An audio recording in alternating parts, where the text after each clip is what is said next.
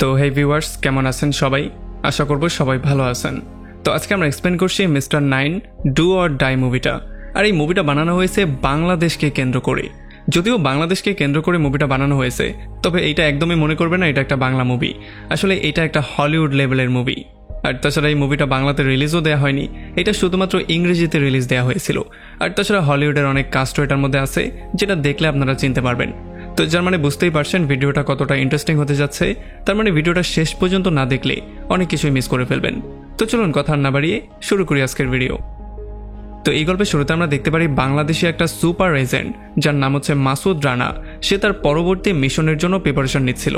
আসলে আমেরিকাতে বাংলাদেশি একটা লোককে একটা গ্যাংস্টার আটক করে নিয়েছিল।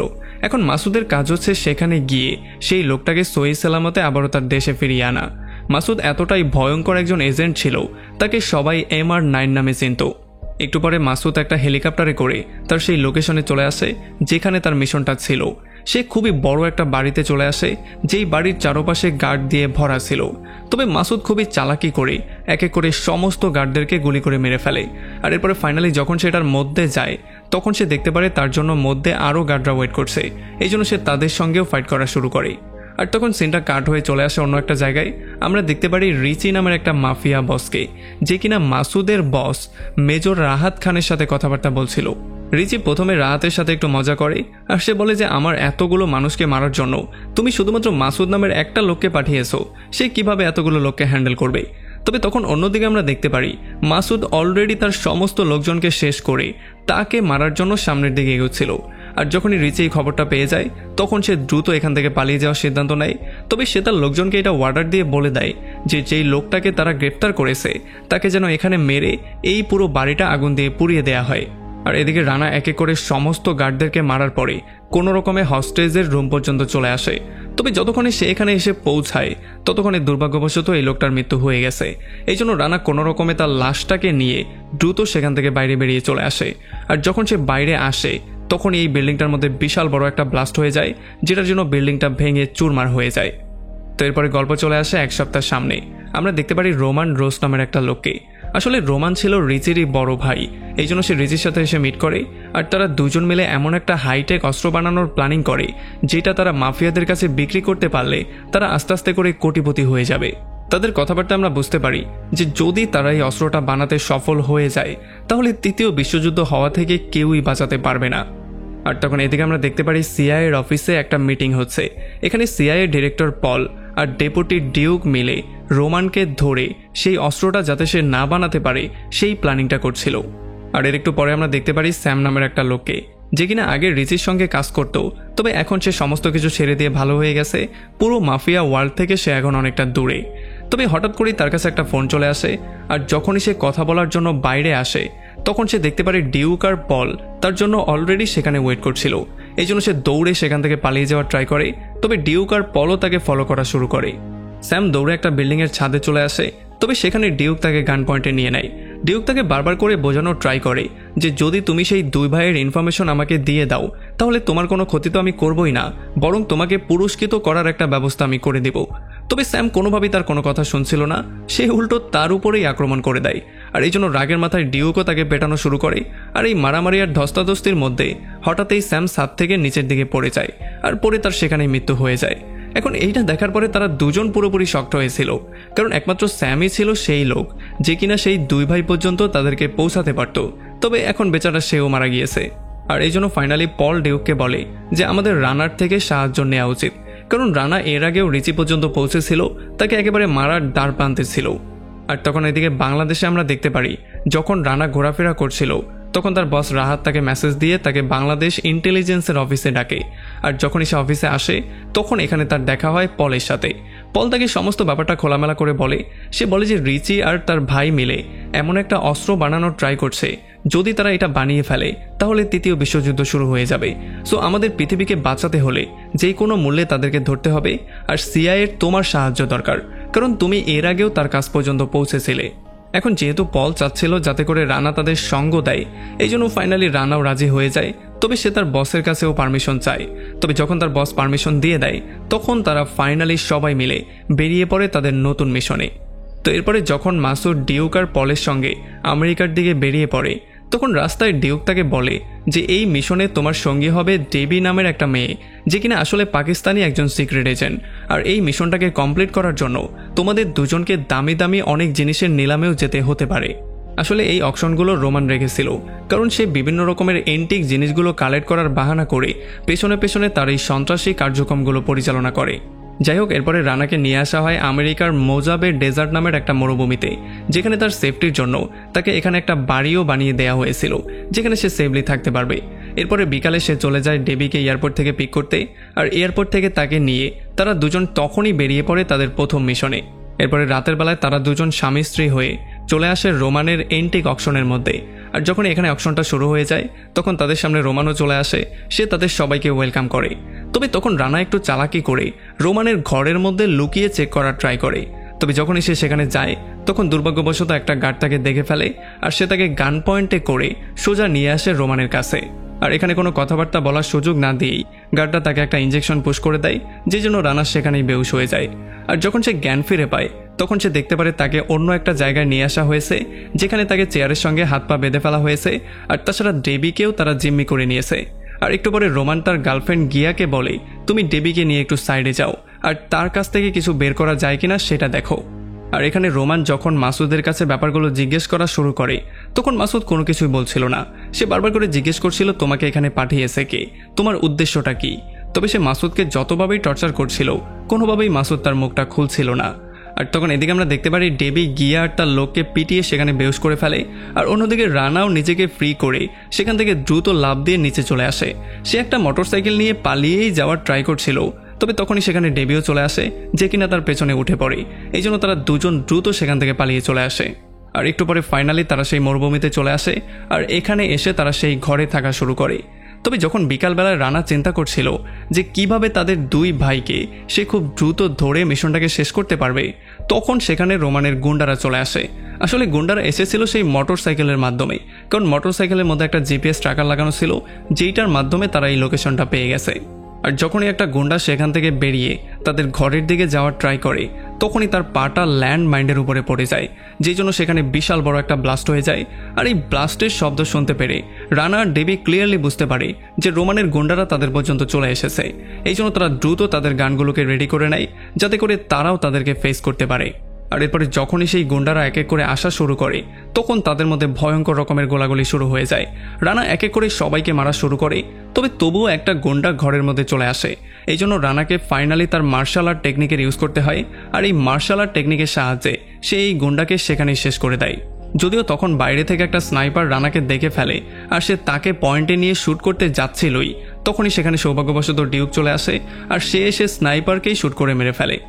তো এখন এখানে সবাইকে শেষ করার পরে পল, ডিউক, রানা আর ডেবি মিলে এখানে একটা মিটিং করা শুরু করে। তাদের মিটিংয়ের টপিক ছিল কিভাবে তারা এই মিশনটাকে খুব দ্রুত শেষ করতে পারে। তখন ডেবি তাদেরকে বলে যে কালকে রাতের বেলায় রোমান একটা ক্যাসিনোতে একটা বিজনেসম্যানের সাথে মিট করবে, যে কিনা এই অস্ত্রগুলো বানানোর জন্য তাকে ফান্ডিং করবে। আর এই বিজনেসম্যানের সাথে যদি সে ডিলটা করে ফেলে তাহলে অস্ত্র বানানোর ক্ষেত্রে সে আরেক ধাপ এগিয়ে যাবে, তখন তাকে ধরা আমাদের পক্ষে আরও একটু কষ্টকর হয়ে যাবে। ডেবি তাদেরকে পরামর্শ দিয়ে বলে যে যদি আমরা মিটিংয়ের মধ্যে গিয়ে আক্রমণ করি তাহলে হয়তোবা আমরা রোমানকে মারতেও পারি। আর এই জন্য ফাইনালি পল আর ডিউকও রাজি হয়ে যায়। আর যেহেতু সংখ্যাগরিষ্ঠ হয়ে গেছে, সো এই জন্য রানার মতামতের কোনো দরকারই নেই। আর তখন এদিকে আমরা দেখতে পারি রোমান তার একমাত্র ছেলে জেসনের সাথে কথাবার্তা বলছিল। আসলে জেসন এখানে জিদ করে ফেলেছে যে আজকে রাতের বেলায় যে মিটিংটা হবে সেখানে তার বাবার জায়গায় সে অ্যাটেন্ড করতে চায়। যদিও প্রথমে রোমান তাকে বারবার করে না করছিল, কারণ এটা খুবই ইম্পর্টেন্ট একটা মিটিং। তবে জেসন যখন বারবার করেই ফোর্স করছিল তখন আর সে নাও করতে পারে না। জেসন তাকে বলে যে এই সমস্ত কিছু তো একটা সময় আমাকেই হ্যান্ডেল করতে হবে, যদি আমাকে তুমি শিখতেই না দাও তাহলে একটা সময় আমি গিয়ে কি করে এগুলো হ্যান্ডেল করব, সো আমাকে একটা সুযোগ দিয়ে দেখতেই পারো। আর ফাইনালি যেহেতু রোমান রাজি হয়ে গেছে, এই জন্য এখন রাতের যেই মিটিংটা হবে সেখানে রোমানের জায়গায় তার ছেলেকে পাঠানো হবে। তবে সে একটা শর্তও দিয়ে দেয় যে তার ভাই রিচি আর কিছু গুন্ডাপান্ডা তার সঙ্গে যাবে। আর এরপরে রাতের বেলায় রিচি, জেসন আর রোমানের রাইট হ্যান্ড ইয়াকুব আর কিছু গুন্ডাপান্ডা চলে আসে সেই ক্যাসিনোতে সেই মিটিংয়ে অ্যাটেন্ড করার জন্য। আমরা দেখতে পারি মিটিংয়ের জায়গায় অলরেডি রানা লুকিয়ে বসেছিল, আর ডেবিও ডান্সারের বেশ ধরে সেখানে সমস্ত মিটিংটার উপরে নজরদারি করছিল। আর একটু পরে যখন এখানে জেসন তার সমস্ত লোকজন নিয়ে চলে আসে তখন সে একটা রাশিয়ান গুন্ডার সাথে এসে মিট করে। আর যখনই তারা কথাবার্তা বলে টাকাগুলো এক্সচেঞ্জ করা শুরু করে তখনই রানা এসে তাদের উপরে আক্রমণ করে দেয়। সে তাদের উপরে গুলি করা শুরু করে।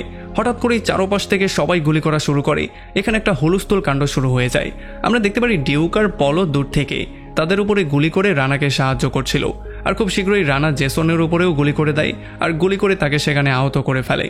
অন্যদিকে যখনই রিচি গুলি শব্দ পেয়েছে তখনই সে দৌড়ে পালিয়ে গেছে। আর যখন ইয়াকুব পালানোর ট্রাই করছিল তখন সে জেসনকে এই অবস্থায় দেখতে পারে। এই জন্য সে তাকে কাঁধে করে নিয়ে গাড়িতে ওঠায় আর গাড়ি দিয়ে দ্রুত পালিয়ে যাওয়ার ট্রাই করে। তবে রানাও দ্রুত একটা গাড়ি নিয়ে তাদেরকে ফলো করা শুরু করে।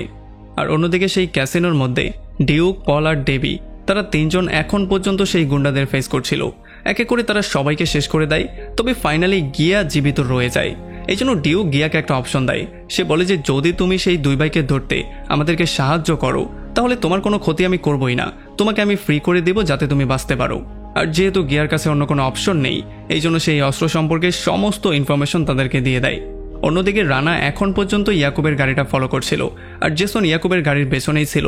তবে যেহেতু তার অনেক রক্ত ঝরছে এই জন্য একটা সময় আর সে সহ্য করতে পারে না আর এই জন্য গাড়ির পেছনেই তার মৃত্যু হয়ে যায়। আর যখন ইয়াকুব এই ব্যাপারটা দেখতে পারে তখন সে দ্রুত স্পিডে ড্রাইভ করে একটা ট্রেনের সামনে দিয়ে গাড়িটা পার করে দেয়। আর তখনই ট্রেনটা চলে আসে, যেই জন্য রানা এই পাশেই আটকা পড়ে যায়।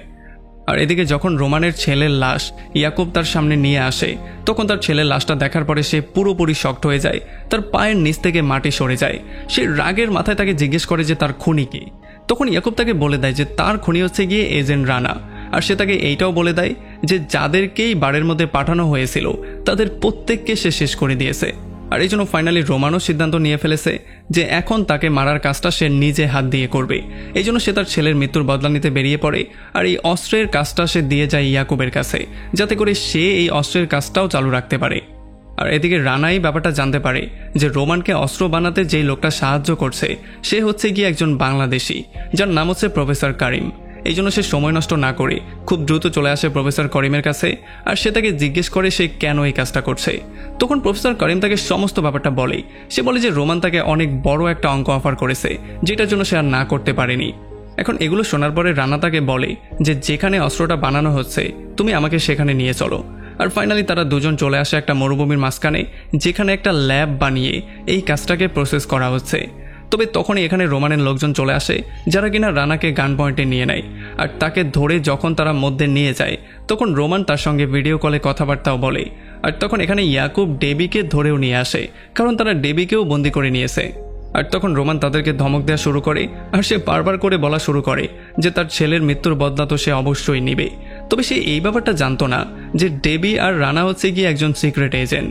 এই জন্য রানা তাকে বলে দেয় যে যদি আজকে তুমি আমাদের দুজনকে মেরেও ফেলো তবুও কিছু যায় আসে না, কারণ সিআইএ আর বাকি যেই ফোর্সরা আছে তারা খুব শীঘ্রই এখানে চলে আসবে আর তোমাদের সবাইকে মূল সহ উপড়ে ফেলবে।